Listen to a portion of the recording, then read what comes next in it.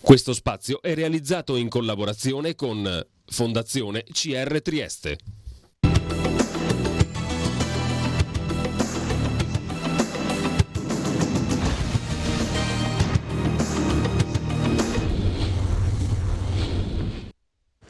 Buon pomeriggio e benvenuti a un'altra puntata di Trieste in diretta. Quest'oggi, essendo giovedì, ci dedichiamo a questioni che hanno a che fare con il sociale. Nella seconda parte parleremo di una serie di iniziative, soprattutto per gli adolescenti, che sono intraprese da Asugi tramite la struttura complessa del neurosviluppo e psicopatologia dell'età evolutiva.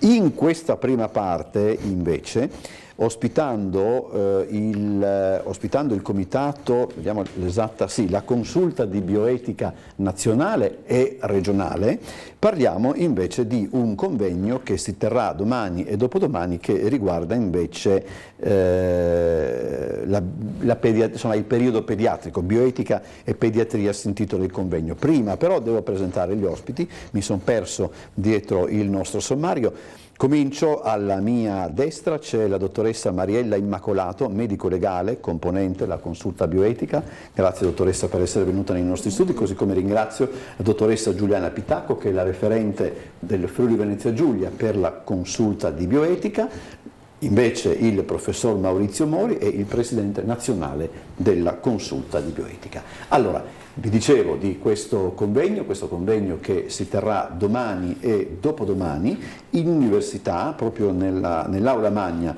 dell'Università degli Studi. Si intitola Bioetica e Pediatria. In Gran Bretagna Charlie Alfi, qui in Italia tutto ok, quindi insomma c'è già il titolo, come si dice, è tutto un programma. Io per cavalleria inizio con le nostre ospiti, poi dopo passo a lei. Allora, partiamo proprio dal titolo del convegno, che la dice quasi tutta appunto sull'argomento dell'incontro, cioè il rapporto che nel nostro paese, dottoressa Immacolato, c'è fra la posizione del minore e la medicina e la terapia. Ecco, diciamo che negli anni è cambiato. Ora, quando parliamo di minori parliamo di una popolazione che ha vari stadi di sviluppo, e quindi è chiaro che quando parliamo dell'infante, del neonato, o parliamo del minore, del bambino ai primi anni, o parliamo dei bambini più grandi, degli adolescenti, si parla di popolazioni diverse. In passato il minore, a qualsiasi stadio del suo sviluppo, nella relazione medico-paziente, nella relazione sanitaria, aveva una posizione assolutamente subalterna, passiva. Erano i genitori, che in passato si parlava della potestà genitoriale. Ricordo che ora è la responsabilità genitoriale con il cambiamento della legislazione sulla famiglia, quindi parliamo di responsabilità. Quindi in passato il minore non aveva voce in capitolo, adesso invece non è così. Il minore, anche di pochi anni, nel momento in cui è in grado di discernere, di capire, di poter ricevere una informazione anche semplificata data alla sua età, deve essere coinvolto nel percorso di cura. E anche il minore, diciamo, con patologie importanti, anche nel momento in cui è in grado di ricevere un messaggio, ha diritto a essere informato sulle sue condizioni di salute. Il minore può partecipare alla scelta della cura. Può partecipare, saranno i genitori anche a dover decidere, eccetera, ma il minore deve essere coinvolto. Quindi è una sorta di, adesso per il nostro, soprattutto per il nostro paese, dove insomma sappiamo che quando si toccano determinati argomenti, in genere si solleticano parecchie problematiche. È una specie di rivoluzione, non vorrei dire quasi copernicana, perché poi dopo, però insomma... È importante saperlo che dal 2017 abbiamo una legge sul consenso informato e c'è un articolo dedicato ai minori. I minori devono essere informati, devono essere coinvolti. Ai minori va rivolto anche i modelli di consenso informati adatti al linguaggio, alla comprensione del minore. Il minore ha diritto ad esprimere la propria opinione. Se è in contrasto con i genitori, nell'ambito della relazione di cura, gli attori della relazione di cura sono i medici, i genitori e il minore. In quest'ordine? Non è corretta come domanda. I genitori sono quelli che sono chiamati a decidere insieme al medico quali siano le opzioni di cure migliori, ma il minore deve essere informato e nel caso e deve essere sentito. Se è in grado di non aderire, ci sono i motivi per cui può essere fondato il suo rifiuto. In caso di contrasto c'è sempre il giudice tutelare che può intervenire a dirimere questioni di mancata visione e di scelta condivisa. Allora, non è un caso, professor Mori, che un comitato di bioetica si occupi di queste problematiche, no? No, assolutamente, anzi noi siamo orgogliosi come consulta di bioetica che è stata fondata nell'89 dal neurologo Renato Boeri a Milano e poi si è diffusa in tutta Italia. Il nostro compito, siamo un'associazione di volontariato culturale che vuole promuovere una cultura laica, una bioetica laica, e il tema dei minori è fondamentale. Da questo punto di vista il nostro convegno qui a Trieste vuole essere un convegno innovativo fatto per sollecitare la riflessione. Il titolo, come lei ha osservato, è sicuramente un po' vivace, ma è per per attirare l'attenzione, perché soprattutto qui c'è una distinzione tra i grandi minori, cioè quelli a 15, 14, 12 anni, 13, 17, no? E gli infanti, quelli a 3 mesi, no? Allora l'infante, no, giustamente Mariella ha detto, devono essere sentiti. Gli infanti non possono essere sentiti perché sono infanti, non sanno parlare. Qualche informazione la danno anche loro, eccetera. Però ecco, allora noi dobbiamo chiedere qual è il migliore interesse del minore, chi lo decide qualora ci fossero conflitti. È chiaro che nella gran parte, nella pediatria attuale si è fatto molto. Mariella giustamente ha citato la legge 219 del 17 sul testamento biologico, sul consenso informato, che è una grande legge importantissima, però noi pensiamo che nella pratica clinica normale ci sia ancora qualcosa da perfezionare, da fare, e questo è il compito della nostra associazione. Siamo grati alla sezione Friuli Venezia Giulia che si è impegnata molto nel realizzare questo convegno e che speriamo poi faccia in modo che anche la sezione si arricchisca di nuove persone volonterose che pensano che in questo paese ci sia da cambiare e da innovare sul piano culturale ed etico.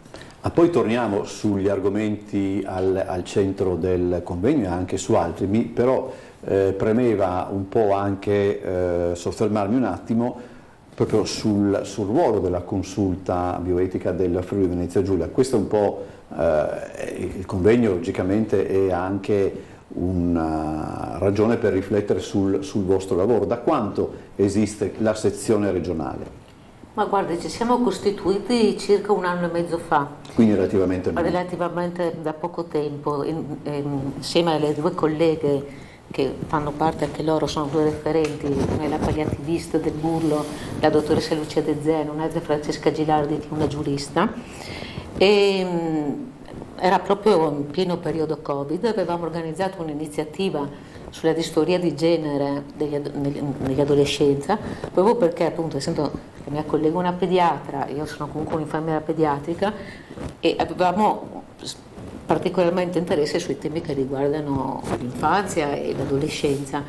Quindi c'è stata, proprio a partire dalla riflessione che su questi temi tutto sommato ci sono, come diceva il professor Mori, ancora ampi margini di discussione e di riflessione, approfittando anche del fatto che noi abbiamo una città veramente multireligiosa. Anche noi avremo per esempio domani ospiti il rabbino, avremo ospiti il rappresentante della comunità islamica, la pastora valdese, proprio perché riteniamo che Trieste ci siano queste risorse che in qualche modo, se avviamo una discussione, le abbiamo coinvolte anche per le vaccinazioni sul tema del Covid. In particolare avevo intervistato tutti i rappresentanti delle comunità religiose di Trieste. L'invito un poco anche, cioè, ci piacerebbe che questa consulta appena nata abbia anche un'adesione, una partecipazione da parte dei cittadini, proprio perché riteniamo che i temi della bioetica non sono per addetti ai lavori, ma riguardano proprio tutti noi. Potremmo trovarci in situazioni, comunque sono situazioni e questioni sociali, quindi in qualche modo riguardano tutti, no? Mi permetto di dire che tra le varie religioni c'è anche chi è secolare, sì, anzi lo davo per scontato. Esattamente, a volte lo si dà per scontato, ma giustamente è una società multireligiosa, ma anche chi, come me, come molti nella consulta di bioetica, sono secolarizzati, hanno pieno diritto, perché questo mi pare che sia la grande novità. Un tempo, quando uno faceva etica, diceva è così perché è sempre stato così la tradizione. Adesso bisogna giustificare e dare delle ragioni. E se uno deve dare delle ragioni, le ragioni devono essere al fondo, richiamare qualche elemento di razionalità, di coerenza interna del discorso. Ci sono poi tante questioni, è inutile fare una lezione qua sul punto, ma ecco, questo è quello che cambia tutto, e questo è che l'aspetto religioso non ha di per sé un privilegio. Ho capito. Punto. Allora, può andare, mi raccomando, ha legittimità, ma non ha un elemento di privilegio. Invece, perché l'esempio che viene fatto nel titolo è l'esempio inglese? L'esempio inglese perché, ecco, consentitemi di continuare a fare il medico legale, la mia visione delle cose e il mio sapere. Allora, si tratta del punto del miglior interesse del minore. Ora, domani si parlerà di infanti e quindi ancora di più la tutela del migliore interesse, bisogna mettersi d'accordo come gestire il migliore interesse. Allora, nel nostro ordinamento i genitori hanno la responsabilità genitoriale di tutelare di decidere per il migliore interesse dei genitori, ma c'è la scienza, ci sono i medici che hanno quindi hanno il sapere scientifico per poter proporre quali siano le cure, che possono essere le cure attive o anche l'astensione dalle cure, per tutelare il migliore interesse del minore. In inglese parliamo di Charlie Gard, lì è piuttosto chiaro: il migliore interesse, quando ci sono dei conflitti tra i genitori e quindi la scienza e il medico, si va anche dal giudice, però prevale l'opinione scientifica. Sì, mi ricordo di fatti il caso. Criterio scientifico, quindi il migliore interesse deve essere fondato sulla valutazione scientifica di quale sia il miglior percorso. Quindi ecco, domani si discuterà di questo nella nostra realtà. C'è sempre l'idea, ma non so, probabilmente è molto facile per chi non è addetto ai lavori arrivare a delle conclusioni sulla base di ciò che si è sentito, sulla base di ciò che si legge, eccetera, che nei paesi nordici, insomma, la Gran Bretagna magari non è propriamente un paese nordico, ma comunque insomma che nei paesi che stanno un po' più in su ci siano delle legislazioni più, come posso dire, più aperte, più anche tolleranti per certi versi, ma sotto altri aspetti appunto più aperte. È davvero così? Questa è una delle considerazioni importanti che spesso si fanno. Si dice, nel Nord America vige il criterio protestante di una forma di individualismo in cui prevalgono i singoli, mentre nel mondo mediterraneo, secondo una tesi diffusa, prevale l'ipotesi familista, no? Familiare, dove si decide in gruppo, no? Esiste un detto che è africano, ma che comunque dice io sono perché noi siamo. Non so se mi spiego, quindi io esisto perché esiste la mia famiglia.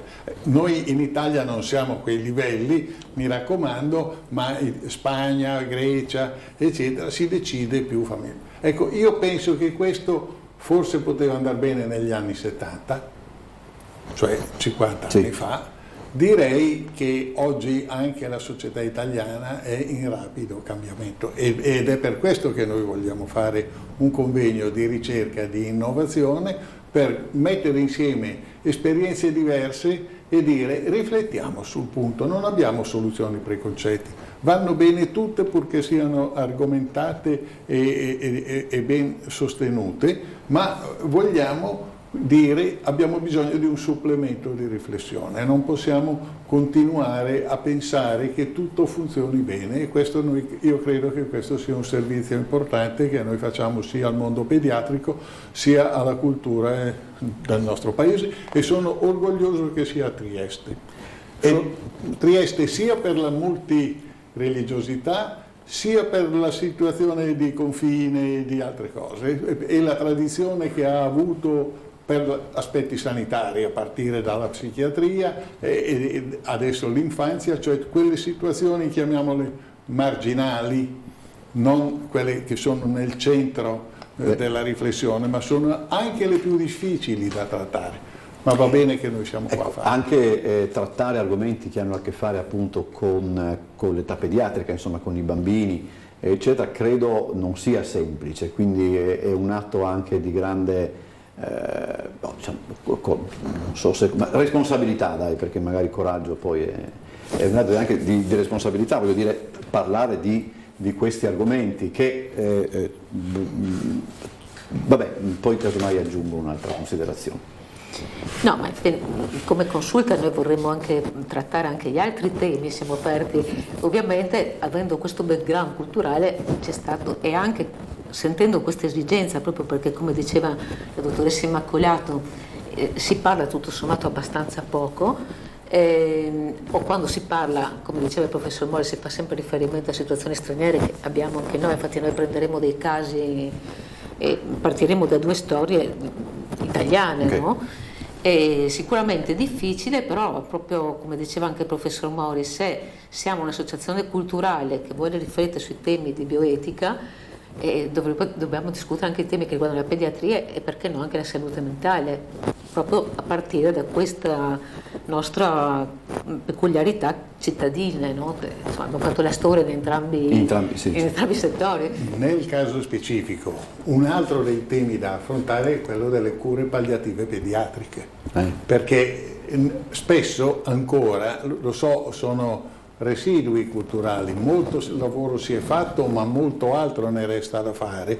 I bambini soffrono anche loro e hanno bisogno anche di cure palliative pediatriche che vanno fortemente diffuse e qui appunto la nostra collega Lucia De Zen è molto all'interno, noi abbiamo collaborazioni anche con la Fondazione Maruzza, con altre cose, si cerca di raccogliere per promuovere le cure palliative pediatriche che sono sicuramente un grande vantaggio soprattutto quando le situazioni infantili volgono in situazioni non felici.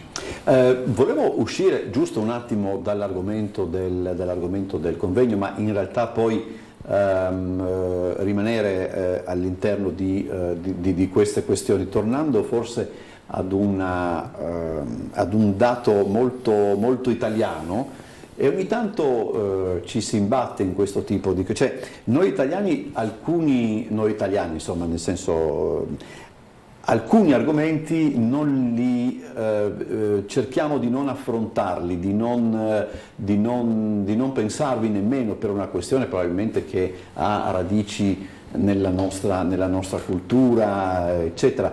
Altri popoli, come per esempio, torno a sottolinearlo, per esempio gli inglesi, con determinati argomenti hanno una maggiore, come si potrebbe dire, frequentazione anche per un loro tipo di umorismo, eccetera. Io ricorderò sempre che l'allora regina madre d'Inghilterra, quando compì 80 anni, supervisionò le prove del proprio funerale e addirittura si infilò nella bara per tutte. Io penso che da noi un discorso del genere credo sia assolutamente sì, non esiste proprio, come si dice. Fatto salvo che poi, per tutta una serie di ragioni che hanno a che fare anche con determinati episodi di attualità, c'è un episodio anche a Trieste che rimane un pochettino sotto traccia, se vogliamo, rispetto ad altri. Fatto sta che appunto poi dopo di questi argomenti prima o poi se ne parla. Non riesco a capire se alla lunga questo è questa voglia di non affrontare determinati problemi poi diventa un problema.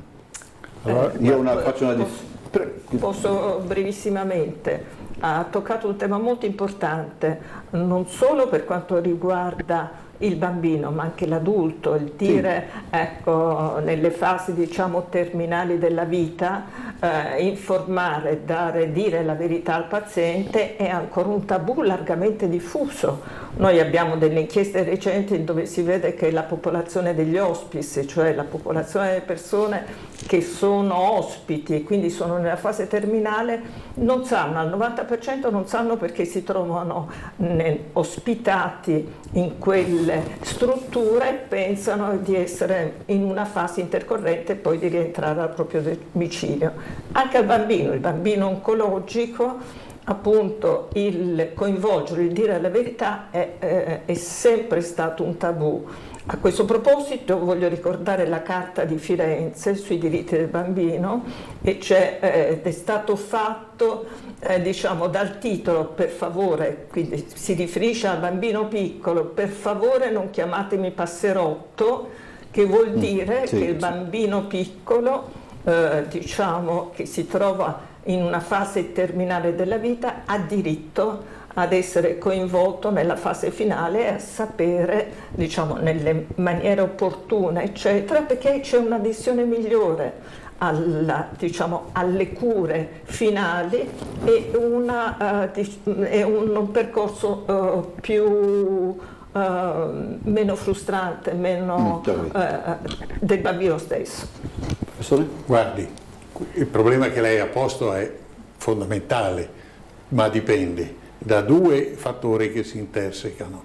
Da una parte i temi della morte di cui se ne parlava in chiave religiosa, per l'aldilà, eccetera. Oggi sempre di più la secolarizzazione ha ridotto al silenzio queste voci. Dall'altra parte la medicina, come la conosciamo noi, questo è un punto fondamentale, è una cosa recente. Cominciamo a fare un conto. Guardi che il primo ospedale, il primo reparto di pediatria è stato aperto a Chicago nel 1921, cioè 100 anni fa. Prima non esisteva la pediatria, cioè la medicina prima non curava tutti uguali, adulti, vecchi. Adesso abbiamo gli infanti, abbiamo i bambini, abbiamo gli adulti e poi abbiamo le geriatrie. Allora abbiamo un inizio della vita e una fine della vita. Guardi che questi cambiamenti sono cambiamenti decisivi e l'elaborazione culturale, lei ha colto benissimo. Certe cose noi non le abbiamo perché non abbiamo maturato l'elaborazione culturale e a questo servono questi convegni, cui noi speriamo nella partecipazione, le iscrizioni sono ancora, mi pare, aperte, o comunque non manderemo via nessuno. Non mandiamo via nessuno, e soprattutto mettere insieme tanti relatori da tante parti d'Italia, perché vengono da Padova, Franca Benini, da Milano, da Palermo, da Genova, Torino, tante realtà diverse, per fare che cosa? Per metterci a discutere tra di noi e con il pubblico, per sviluppare una riflessione. Lei immagino poi che su di questi temi per il suo lavoro li ha avuti fin troppo presenti. In passato, quando lavoravo in reparto, sicuramente io ho lavorato in una terapia intensiva a neonatale per 10 anni, e molti anni fa, perché non sono giovanissima come si vede, e quando la neonatologia era proprio agli inizi, no? Quindi già là ci si poneva alcune domande fino a quando spingere le cure, no? Quindi diciamo che sì, io ho cominciato a occuparmi di questi temi più di 40 anni fa, perché il Burlo si era creato un piccolo gruppo quelle volte non esistevano i comitati etici, però un piccolo gruppo tra l'altro spontaneo, di riflessione su questi aspetti. Qui si pone anche un altro problema che vedo che probabilmente, siccome io mi avvicino a un compleanno tondo, forse sento più di altri momenti, ed è pure la storicizzazione, se vogliamo, di determinati argomenti, no? Nel senso, il professore diceva il primo reparto pediatrico nasce nel 1921, quindi sono 102 anni fa. 40 anni fa di determinati argomenti che oggi sono, non voglio dire all'ordine del giorno, ma quasi non si parlavano, non erano... La neonatologia, se pensa a Trieste, quest'anno ha festeggiato il 50° anniversario. Sì, quindi negli anni 70. È nata negli anni 70, e quando per esempio non c'erano neanche ventilatori per polmoni così piccoli, cioè anche le tecnologie, per dire, io mi ricordo che non esistevano i cateteri venosi profondi, li facevamo noi.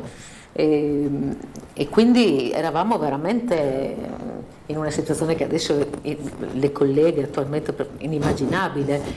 Lei pensa che progressi ci sono stati, e quindi... Guardi, sul piano, io non sono un clinico, ho fatto il filosofo, quindi non sono un clinico, però mi dicono un punto interessantissimo, cioè si ha conoscenza di certe malattie neurologiche infantili o altre cose che hanno un certo ricorso, e quindi uno dice probabilmente ci vorrà tot anni e poi purtroppo il ciclo si chiude. Se noi però interveniamo con varie tecnologie eccetera eccetera, il periodo si modifica e non si hanno nozioni su come e quanto può andare avanti. Problema, è sempre un bene farlo o è continuare un calvario? Guardi, è chiaro che la risposta non ce l'ha nessuno, però è un problema che bisogna porsi.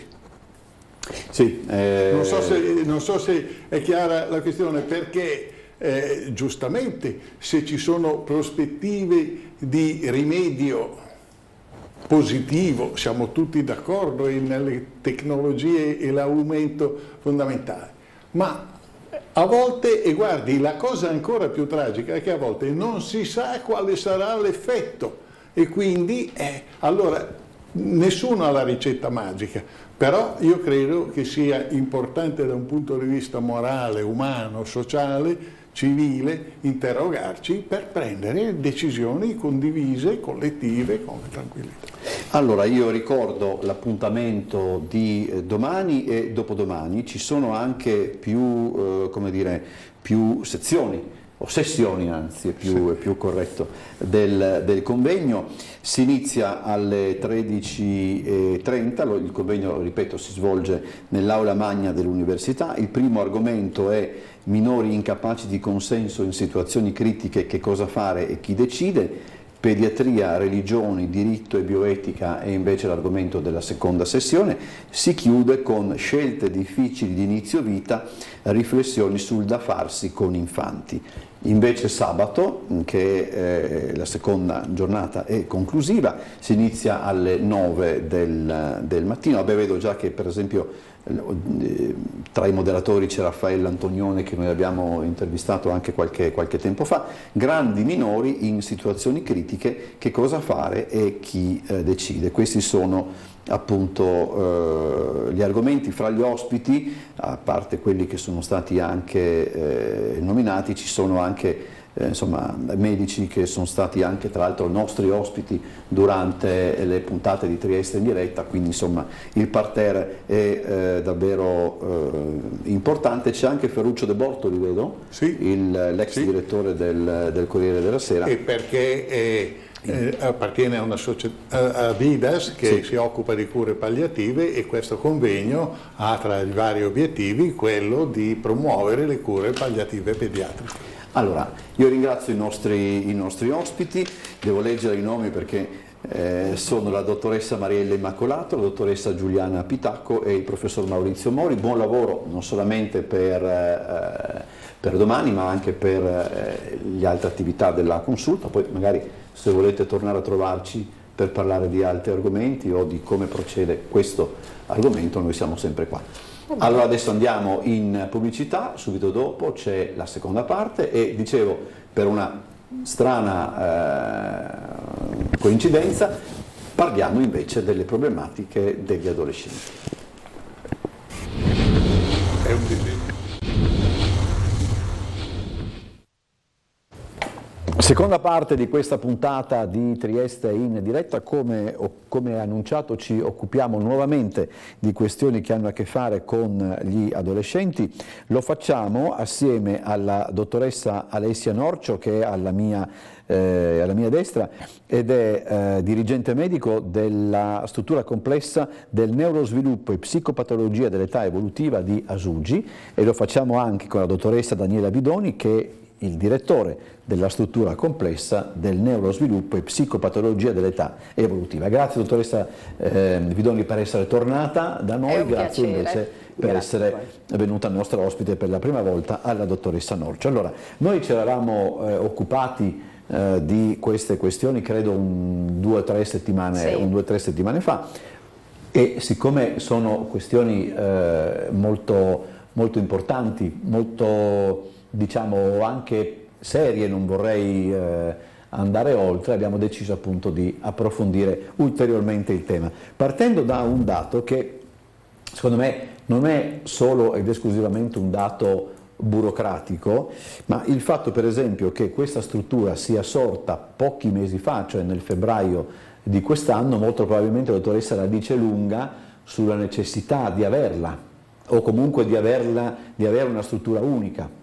Sì, certo, questo in realtà le risposte c'erano già prima, naturalmente lo sappiamo. Diciamo che questa riorganizzazione vorrebbe in qualche modo creare delle procedure omogenee per l'accesso, per la presa in carico e soprattutto arrivare a un'ottimizzazione delle risorse per poter garantire un'apertura oraria ampia, possibilmente sulle 12 ore, perché uno dei temi che ci preoccupano molto nell'ultimo periodo è non solo l'aumento del numero della domanda sia relativa ai bambini che agli adolescenti, ma anche una notevole trasformazione della domanda, che è diventata più complessa, che richiede un know-how specifico che non sempre le formazioni degli operatori erano in grado di garantire.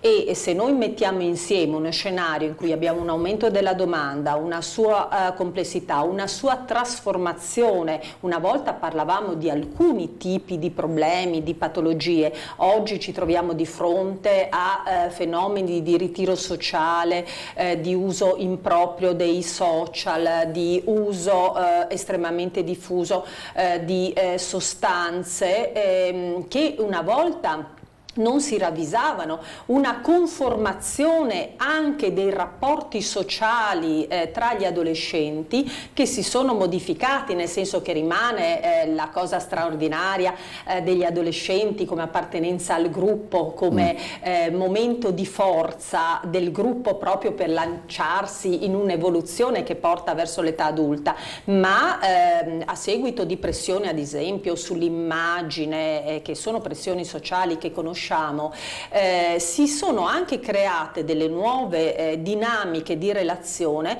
che in qualche modo hanno determinato dei processi di esclusione piuttosto di inclusione. Parliamo ad esempio, tutti sappiamo, le influencer, i followers eccetera, ma a volte ci dimentichiamo che se uno non sta nel gruppo delle influencer diventa il gruppo delle escluse, le losers, e questo in un momento adolescenziale, quando c'è una costruzione dell'identità, può essere fortemente penalizzante, per cui la nuova domanda ci richiede un'attenzione rispetto a degli aspetti che non eravamo abituati a considerare. A questo, nella cornice, dobbiamo anche mettere il discorso delle risorse che al momento non possono chiaramente essere compatibili con questa esplosione della nuova domanda, soprattutto a seguito della pandemia, e già l'altra volta dicevamo in realtà però il Covid ha fatto da detonatore a una situazione già estremamente critica, no?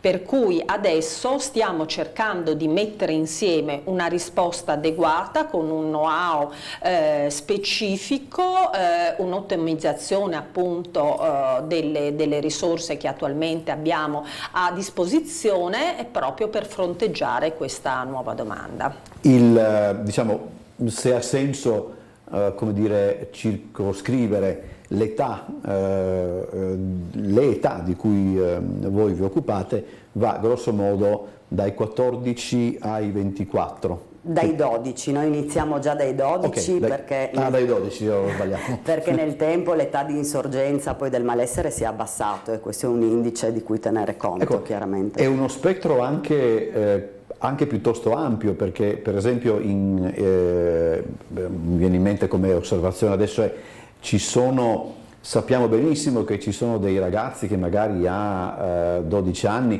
per tutta una serie di ragioni sono già, virgolette, cresciuti, e magari ragazzi che crescono più tardi, certo, sempre per tutta una serie di ragioni, e magari anche, come posso dire, poi a parità di crescita, diciamo così, si sviluppa, immagino anche questo, problematiche completamente diverse. Sì, dobbiamo immaginare che il processo di crescita è un continuum che segue quella che è una maturazione, che è un elemento molto soggettivo, per cui utilizzare anche come spartiacque il termine della maggiore età sarebbe qualcosa di fuorviante rispetto a quello che è lo sviluppo delle autonomie, nel senso che noi assistiamo spesso a ragazzi che diventano maggiorenni, chiaramente sulla carta, ma questo poi non corrisponde realmente ad un'autonomia e ad una possibilità di avviarsi verso una via adulta. Questo nella fisiologia, senza pensare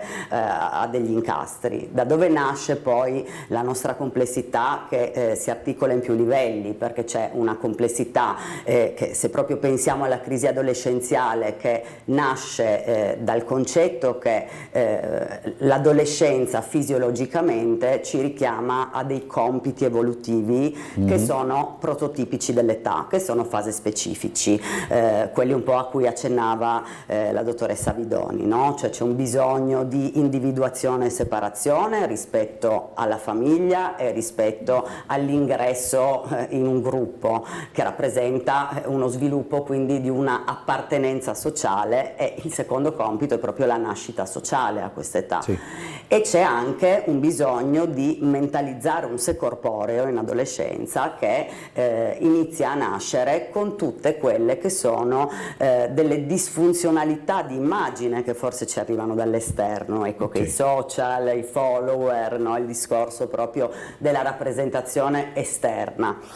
In questa situazione c'è tutta una complessità che riguarda il blocco di questi compiti evolutivi, quindi il target, diciamo, di ragazzi che anche afferiscono poi al nostro servizio sono dei ragazzi che hanno dei sintomi che a quell'età sono la modalità di espressione di un disagio, e la difficoltà sta da un lato nel cercare di non patologizzare tutto e non psichiatrizzare. Chiaramente in età evolutiva siamo molto cauti, no? Anche quando immaginiamo a diagnosi che poi hanno anche dei significati sia sul ragazzo che sulle famiglie. Dall'altra parte dobbiamo stare anche molto attenti a non sottovalutare quello che il sintomo ci porta, e che spesso ha una duplice funzione. Ha una funzione da un lato di comunicazione in prima istanza nei confronti della famiglia solitamente e del nucleo stretto, ma una funzione molto importante è quella che attraverso il sintomo molto spesso i ragazzi cercano un'autocura, un prima tentativo di come dire, sedare un dolore, ed ecco che iniziano tutta una serie di comportamenti che spesso sfociano anche in agiti, che possono essere comportamenti di ricorso all'autolesionismo, di ricorso alle sostanze, disturbi alimentari che possono pian piano insorgere e che vanno visti in una lettura un po' più globale, no? La maggiore età da questo punto di vista rappresenta, anche dal punto di vista del passaggio tra i servizi dell'età evolutiva e i servizi dell'età adulta, un momento molto delicato, no? Un po' per metodologie operative, per... Mi incuriosisce una cosa, come si... mi rendo conto che in questo caso appunto qualunque domanda deve scontrarsi con una risposta che vale per tutti, ed è che dipende da caso a caso. Però per esempio ci sono dei casi in cui i ragazzi autonomamente si rivolgono al vostro servizio, oppure nella maggior parte dei casi, e desumo soprattutto in caso di minorenni, si passa sempre per i genitori? Allora, ci sono più modalità. I ragazzi possono accedere autonomamente ai servizi sanitari, ad esempio in consultorio, dove c'è uno spazio dedicato agli adolescenti che riguarda sia lo stato di benessere psicologico, ma in particolare la salute riproduttiva e la contraccezione. Quello è uno spazio libero. Possono rivolgersi a un sito che si chiama Contatto liberamente, lì si interfacciano con degli operatori e poi c'è un tramite con noi. Diciamo che noi tentiamo sempre di agganciare i ragazzi, però chiedendo a loro di coinvolgere le famiglie. Noi non potremmo assolutamente valutare un ragazzo senza il consenso della famiglia, per cui diciamo che nella maggior parte dei casi sono le famiglie a portare la domanda diciamo che a volte è vero il contrario, la famiglia porta la domanda e facciamo molta difficoltà ad agganciare il ragazzo. Avviene esattamente il percorso inverso. Ma perché il ragazzo fa difficoltà? Perché in quella fase di sgancio della famiglia e di autonomizzazione, per cui non è come il bambino piccolo che viene accompagnato dal pediatra, dalla famiglia, vuole un suo spazio di autonomia, e quando la famiglia lo vuole accompagnare da qualche parte, lui non ne intravede spesso il senso. È una dinamica che tant'è che sono definiti bassi utilizzatori dei servizi, sia dei medici di medicina generale sia dei servizi sanitari, e è qui che è il nostro sforzo, proprio di cercare di agganciarli in qualsiasi luogo di vita, perché al ragazzo adolescente non possiamo offrire solo uno spazio ambulatoriale, dobbiamo fare un'offerta multivariegata che vada in qualche modo a rispondere alla specificità e agli interessi di ognuno, in modo tale da poter agganciarli dentro poi una progettualità. E questo tipo di problematiche, no? La dottoressa vi accennava prima, che sono certamente deflagrate anche grazie o a causa non so, dei social, però mi chiedo, esistevano anche precedentemente, cioè anche in questo caso i social, la rete, eccetera, hanno portato a galla delle problematiche che in ogni caso erano leggermente più latenti? Io se devo essere sincero, non riesco, ma qui forse avrò avuto anche fortuna, io probabilmente, nel senso, non riesco a ricordare nell'età, diciamo, dai 14 ai 18, dai quella delle superiori, non riesco a ricordare particolari problemi né miei né, ringraziando Dio, dei miei compagni di classe, per cui probabilmente forse anche per questo ho un ricordo ottimo di quel periodo, però posso immaginare che magari erano latenti. Sarebbero esplose maggiormente oggi? Anche qua mi rendo conto che è un discorso un po' così, però... Ma mi viene da dire che c'è un po' un cambio di paradigma che segue un cambio della società da questo punto di vista. Mi verrebbe da dire di sì, nel senso che in qualche modo, mentre forse una volta dal punto di vista dell'assetto familiare anche il sistema educativo imponeva delle regole che erano su un piano verticale molto chiaro, quello che è il fenomeno che noi stiamo un po' constatando è che adesso c'è, poi non si fa di tutta l'erba un fascio chiaramente, ma mediamente insomma c'è uno stare all'interno della famiglia del figlio su un piano quasi paritario rispetto ai genitori. Il figlio coinvolto sin da piccolo in tutta una serie di scelte che non rispettano neanche la cognitività e lo stadio di maturazione tante volte dei bambini, sì, no? Sì, ho capito. E questo porta un po' anche ad una perdita di confini, ad un perdere un assetto e un contenimento dell'ansia che diversamente si sprigiona e assume le forme e le dimensioni più diverse.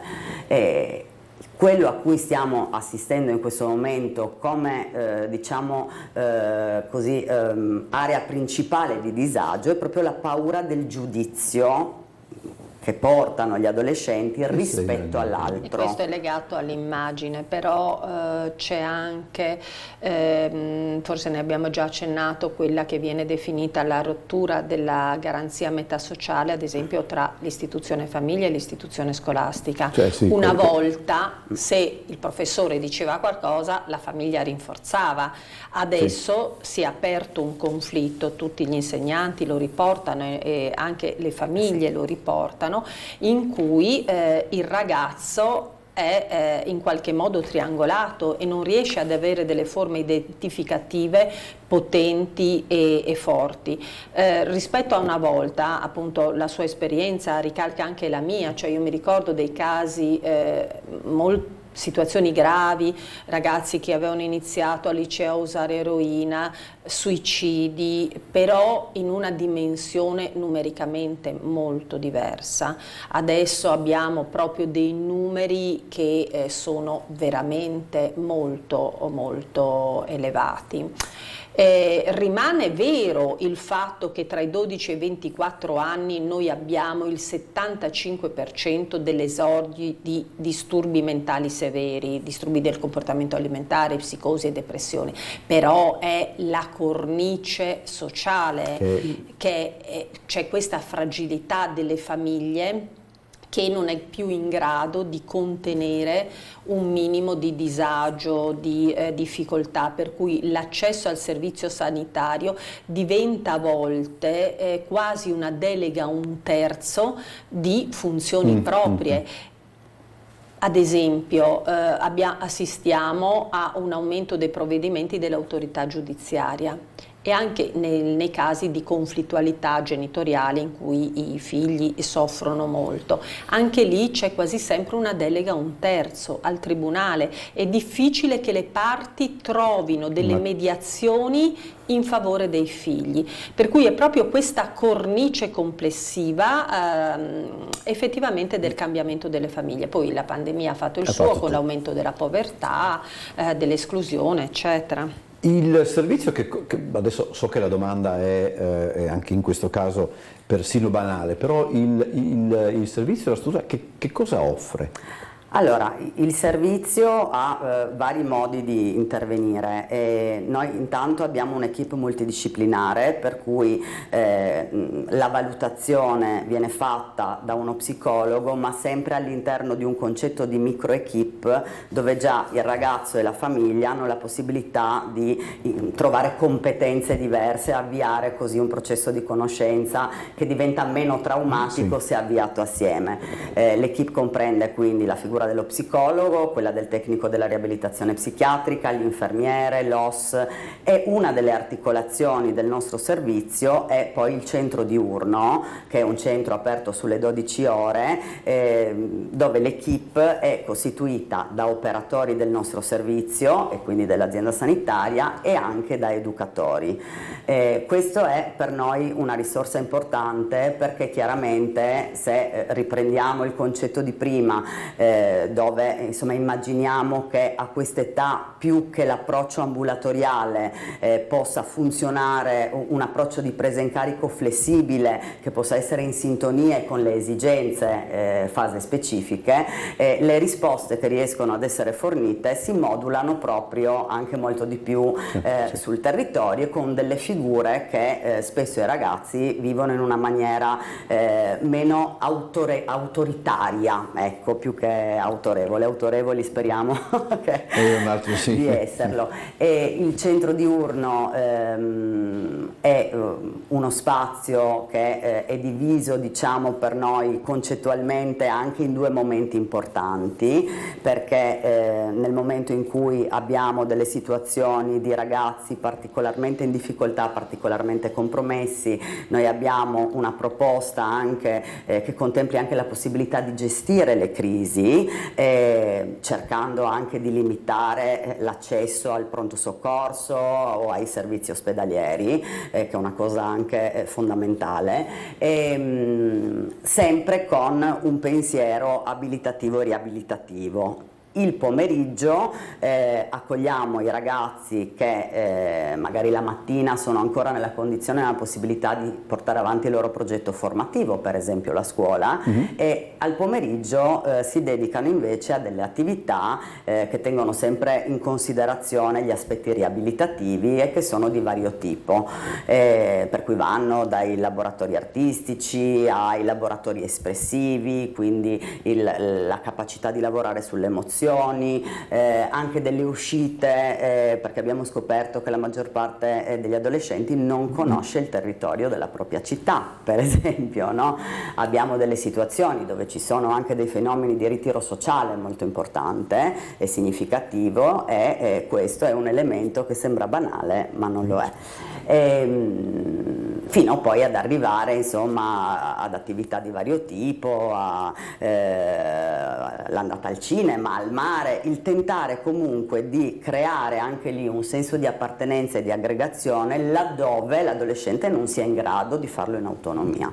Proprio per l'apprendimento delle abilità sociali, quindi si lavora molto sui processi anche di inclusione culturale, perché ci sono diversi ragazzi che non hanno appunto mai avuto delle opportunità, non hanno mai sperimentato andare al cinema, andare a teatro, e poi lavoriamo anche sugli stili di vita salutari, perché uno dei problemi critici di questa fascia d'età è quello di non soltanto di esporsi alle sostanze di sperimentazione eccetera, ma anche di rischiare di avere un'alimentazione non corretta. Noi in Italia certo, non siamo messi bene da questo punto di vista, e quindi lavorare sugli stili di vita, che è proprio uno dei principi cardine della prevenzione, quindi passeggiare, fare attività sportive eccetera, ci permette di garantire dei percorsi riabilitativi stimolando gli interessi dei ragazzi, però andando a lavorare proprio sulle loro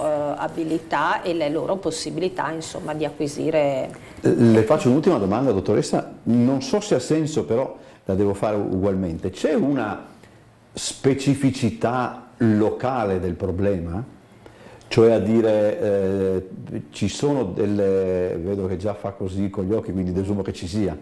Ma è difficile dire, nel senso che ci sono delle specificità che riguardano le grandi città, che riguardano le baby gang, che riguardano delle forme nuove di devianza, ma non potrei dire che sono specifiche per Trieste. Trieste offre grandissime opportunità, forse una specificità mi viene da dire anche in positivo. Nel senso che è sempre stata una città considerata città di anziani, no?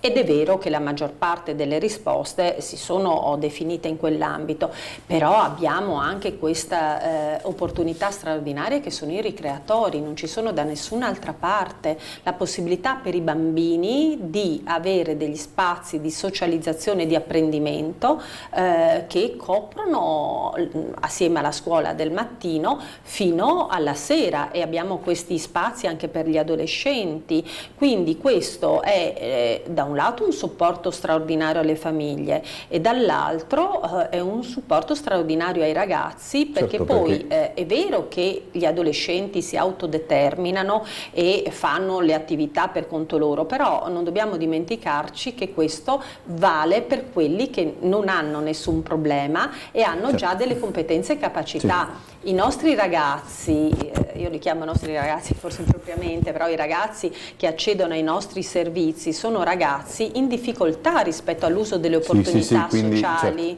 E quindi il nostro centro diurno vorrebbe essere un volano per riapprodare alle offerte della comunità. Quello è l'obiettivo, non che i ragazzi rimangano da noi, ma che attraversino e utilizzino tutte le risorse per poi sperimentarle al meglio. Io direi, se siete d'accordo, magari continuiamo tra un po' di tempo ad occuparci di queste problematiche, perché ripeto, io non ho figli, per cui qualcuno potrebbe dire perché, però insomma è necessario parlarne, insomma, soprattutto perché da quel poco che capto dai figli degli amici eccetera, questa nuova generazione è una generazione molto bella, mi sembra molto così, e quindi mi dispiace insomma quando sento che ci sono dei problemi, però siccome ci sono anche gli strumenti per superarli o comunque per aiutare questi ragazzi e queste ragazze in questione, è il caso di parlarne, per cui magari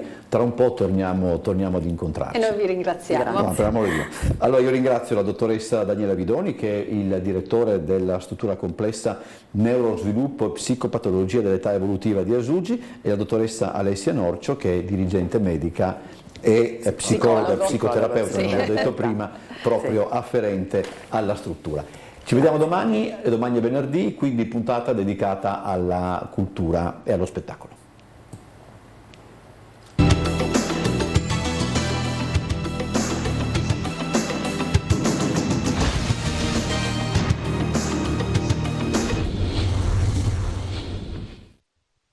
Questo spazio è realizzato in collaborazione con Fondazione CR Trieste.